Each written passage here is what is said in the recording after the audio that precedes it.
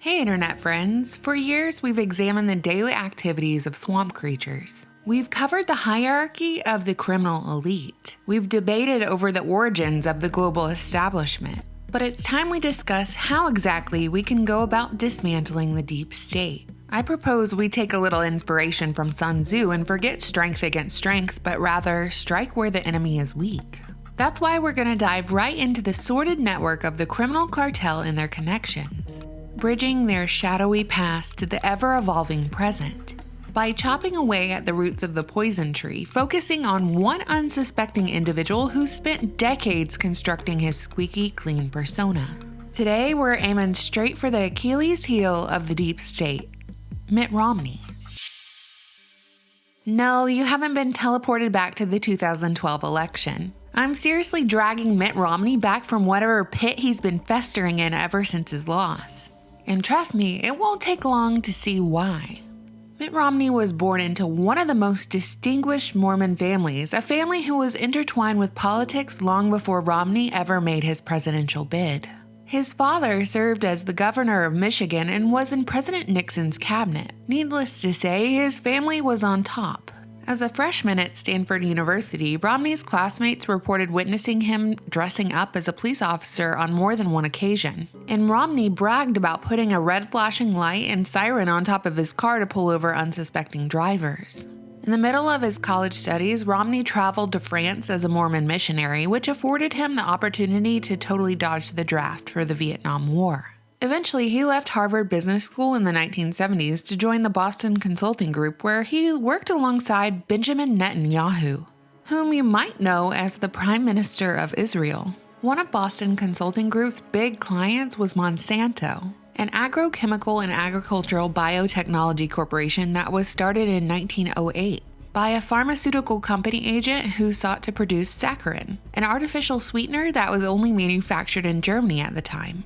Meanwhile, back in the US in the late 1920s, Monsanto began producing PCBs for an estimated 40 years, knowingly discharging toxic waste into a West Anniston, Alabama creek, and dumping millions of pounds of PCBs into open-pit landfills, the result of which was an Anniston community rife with cancer. Monsanto's chemicals were saturated in the dirt, air, food supply, and even the blood of the residents. Monsanto knew what they did, the people of Anniston knew what they did, and certainly the government was well aware too. Everybody knew these chemicals they were synthesizing would destroy God's creation, and God's creation would be replaced with Monsanto's own creation. Regardless, Monsanto was contracted by the government to produce toxic chemicals like DDT and dioxins like Agent Orange in the coming decades. Agent Orange was the most commonly used herbicidal poison that was sprayed over rural Vietnam during the Vietnam War. And since the Vietnam War, there's been an epidemic of birth defects, chronic illnesses, and fetal anomalies. Not to mention, Agent Orange was also used heavily over the perimeters of many U.S. military bases, which resulted in Agent Orange being splashed directly upon American soldiers. And post-war class action lawsuits followed, in which Monsanto routinely denied that there was a link between their poisons and the veterans' health problems. Eventually, it was decided that a Vietnam veteran would receive a maximum of $12,000 as a settlement to spread out over the course of 10 years. And by accepting this settlement, a disabled veteran would become ineligible for many state benefits such as food stamps, public assistance, and government pensions. So much for respecting and caring for our veterans, right?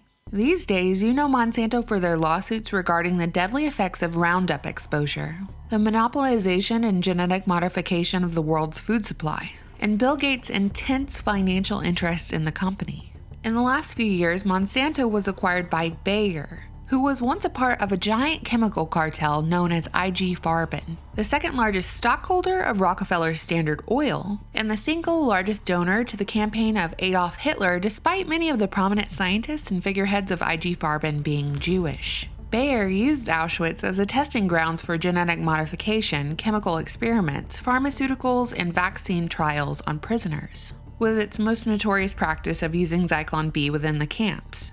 And after Bayer conducted these experiments, like testing out vaccines, they later collected the bodies for autopsy. Eventually, some of the FARBEN scientists were tried for their war crimes at the Nuremberg trials.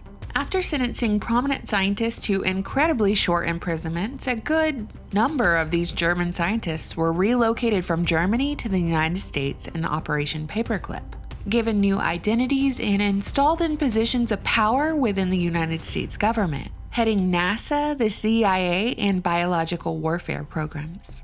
On a related note, Standard Oil was convicted of war crimes when it was discovered that the Standard Oil president was giving free oil to Hitler. But while he was convicted, nothing really happened, and Standard Oil became bigger than ever, with Rockefeller medicine and vaccines dominating the for-profit medical playground in the United States. So we can trace Monsanto and Bayer back to World War II Germany. And it's been said that Monsanto and Bayer were always one company from the very beginning. But the $66 billion Bayer-Monsanto merger in 2018 just made it official and public for the masses. And with this connection, we can link Mitt Romney's first major client straight to Nazi Germany, and Mitt Romney himself to Operation Paperclip. So let's pause to consider this for a moment. Mitt Romney had family money. He was a good-looking guy. He could have done anything. He could have had any job he wanted. But what did he end up doing? He took over Monsanto at the height of Agent Orange, meaning that Mitt Romney himself was a defense contractor supplying a product he knew to be toxic. And he and his client have lied about it ever since. At its peak production of Agent Orange for the United States government in the 1970s, Monsanto was such an attractive client, Romney and his colleagues from Boston Consulting took the Monsanto account and began their own consulting firm. Now known as Bain & Company, one of the big three elite management consulting firms who has been notoriously secretive about itself and its work for its clients, earning Bain & Company the title of the KGB of consulting over the years. From the very beginning, Monsanto, a company who has historically and exclusively dealt in toxic products, made Bain & Company a ton of money. Monsanto, who produced deadly chemicals that they knowingly sprayed over a bunch of people, made Mitt Romney a ton of money. In 2001, Monsanto and DuPont bought a biotech company that had created a gene that made the male sperm sterile, and the crop was called contraceptive corn, saying that fields of maize may one day save the world from overpopulation. So let me just ask, if the genocidal maniacs at Monsanto weren't going to tell you that the chemicals they were spraying on you would cause an array of cancers and birth defects, what are the chances they would tell you if something you're eating would make you sterile? Romney quickly rose up the ranks at Bain, becoming one of the company's vice presidents by the late 1970s, and eventually heading Bain's venture capital arm called Bain Capital in 1984. Though not the first of Romney's outside investors, British publisher Robert Maxwell was among one of the early investors in Romney's Bain Capital. You might have heard me talk about Robert Maxwell before, since he's the father of Ghislaine Maxwell, who's been accused of running a sex trafficking blackmail operation alongside Jeffrey Epstein, a blackmail ring that is allegedly tied to Mossad. Robert Maxwell himself also has ties to Mossad, and at the time of his death was accused of being a double or even triple agent for Britain, Israel, and Russia. It's unlikely that Ghislaine knew Epstein at the time of her father's investment to Romney's project, but I'm illustrating the point that these dark connections run deep, and we can trace them across decades. Our deep state is one tiny little group. Speaking of Epstein and blackmail operations with minors, Epstein's buddy, Bill Gates, co-founder of Microsoft and one of the publicly richest people in the world, is looped into this sordid web of connections with Mitt Romney. While Bain functions as a private equity firm, I think we can quite confidently say that Bain Company is a U.S. intelligence front and military industrial company, since some of the most famous people out of Bain are high-level government officials. One of them being former Vice President Dick Cheney, who was in the White House during Vietnam, serving under Presidents Nixon and Ford, earning the position of the Secretary of Defense under the George H.W. Bush administration, only to leave the White House to become one of Bain's most lucrative accounts as the CEO of Halliburton, a government contractor. So not only did Mitt Romney and Dick Cheney both spray Agent Orange, which the government and Monsanto both knew to be toxic from the get-go, but they were also Iraq war profiteers to the tune of $40 billion.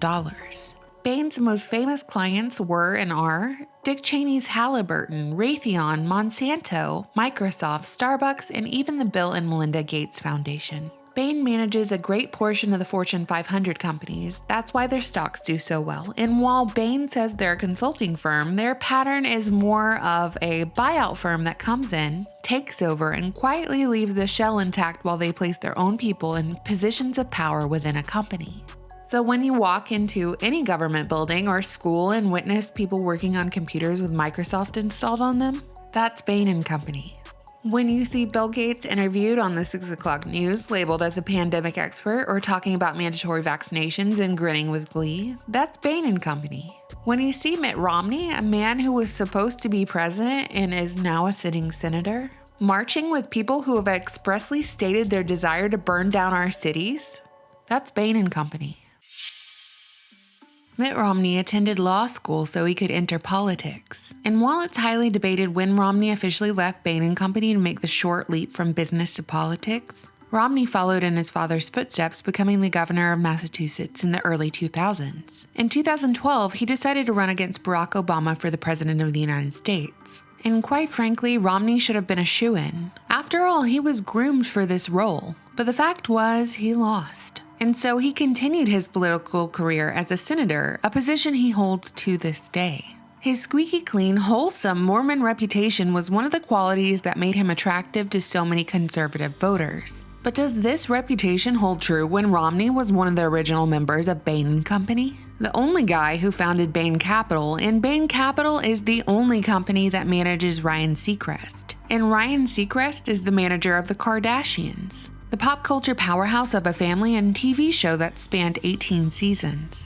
introducing new societal norms and debates into the American conversation, particularly through Caitlyn Jenner, born Bruce Jenner, Olympic gold medalist, father to 6 children, and star of Keeping Up with the Kardashians, making Caitlyn Jenner the most famous transgender woman in the whole world. Not only is Mitt Romney responsible for the rise of the Kardashians, but he's responsible for the rise of companies who manufacture the hormones, chemicals, and pills to make little boys transition to little girls and little girls transition to little boys before they ever hit puberty. If Mitt Romney was openly running as the Mystery Babylon pagan Republican candidate, then okay, we've got something going here, seems on par with the religious ideology. And the discussion really ends there, but no, he continues to parade around as a conservative Mormon, which is a smidge misleading to say the least. My point is, Mitt Romney is totally inseparable from his past, as he's given rise to some of the most powerful corporations that have forever changed the cultural and political landscape of not just the United States, but the world. Isn't that crazy to say out loud, that corporations have forever changed the cultural and political landscape of the world, and a corporation serves the purpose of putting a degree of separation between the company's actions and the individuals calling the shots? So what I'm really saying here is that the 1%, the deep state, the owners, the human farmers, whatever you want to call them, are using corporations and even philanthropic organizations to disguise their agenda and avoid personal liability. And as we've demonstrated with Bain & Company, the government has been on board and aided in this endeavor. So much for free market capitalism, right? It gets a little darker when we ask, what do these companies that Mitt Romney boosted, what do they actually do? These private companies that are part of the government, just like Mitt Romney was a private businessman but was somehow directly related to every single defense company in America. It makes you wonder, does it really matter who we elect into power if corporations are controlling our country? Despite the Monsanto-Bayer merger, Monsanto has not been able to escape the consequences of its crimes against humanity. So many individuals have gotten cancer as a result of being exposed to Monsanto Roundup, which is basically just Agent Orange repackaged, as Roundup is just another Monsanto herbicide that's killing people. The class action lawsuits are stacking up alongside the bodies. Wouldn't it be amazing to see those responsible for so much death get hauled away by police to a swift trial and an even swifter display of public justice? While you can call me a bootlicker all you want, I understand the justice system is far from perfect. But it's even more flawed and ineffective when those who commit crimes against humanity use a corporate front to donate to organizations that explicitly state their goal of defunding the police, rendering the power of arrest null and void. All you gotta do is follow the money, and Mitt Romney's Bain companies that became huge corporations are the ones that now donate to BLM. And where exactly does that money go? Does it go to enriching the lives of African American families? Of course not. It goes to a specific political party, and Mitt Romney endorsed it. He marched for it under the guise of social justice. But if he really cared about Black lives, why did he give rise to companies that poison the groundwater, air, and blood of Black cities? Why did he give rise to an organization that specifically carries out vaccine trials in Black countries? I'll tell you why. Chaos is the secret weapon the deep state believes will save them. This is the gameplay of the Rockefeller-Rothschild system from 100 years ago. To destabilize a nation, to divide and conquer the people as a means of distraction, to release dangerous convicts while imprisoning people who don't adhere to the new normal, to push society into total collapse so the 1% can assume control for the foreseeable future, all the while providing citizens with pills to subdue them into complacency. There's this palpable feeling that hell is about to break loose. All I'm proposing is that we attack the heart of the system, and while the system isn't limited to the companies and individuals I've spoken about in this video, I've exposed the weakest link. Bane is the elephant in the room, and the frontman, Mitt Romney, is their Achilles heel. What do you think, internet friends? You know I always look forward to reading your comments. Thank you so much for watching, subscribing, and supporting my channel on Patreon.